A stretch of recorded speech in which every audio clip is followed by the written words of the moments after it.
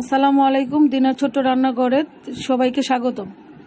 এখন আমি পরোটা ফ্রোজেন করা রাখতে হয় কিভাবে সেটা দেখাবো।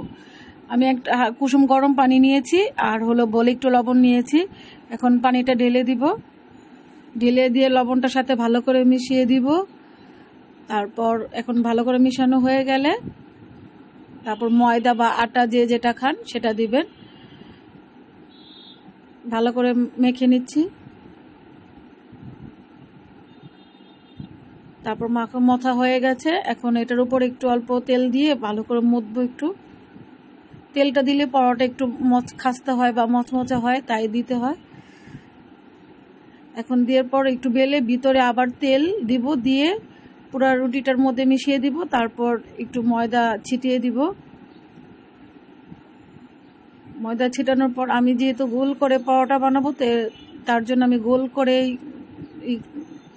মানে আটকাচ্ছি। এখন এইভাবে গোল হয়ে যাবে।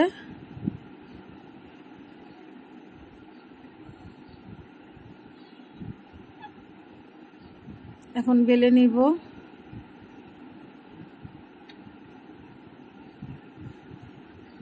এভাবে রুটি বানিয়ে আপনি রুটি বা পরোটা যেভাবে বানান 1 মাস রেখে খাওয়া যাবে। এখন আমি ফ্রাই প্যানটা গরম করে নিলাম। এখন বেশি করতে হবে না, 2-3 সেকেন্ড করলেই হয়ে যায়। শুধু এপাশ ওপাশ করলেই হয়, যেন আরেকটার সাথে না লেগে যায়। এখন আমি এটা নামিয়ে ফেলবো। নামানোর পর এটা ঠান্ডা করার জন্য রেখে দিব। ঠান্ডা হয়ে গেলে আমি বক্সের মুখটা ঢেকে রেখে দিব।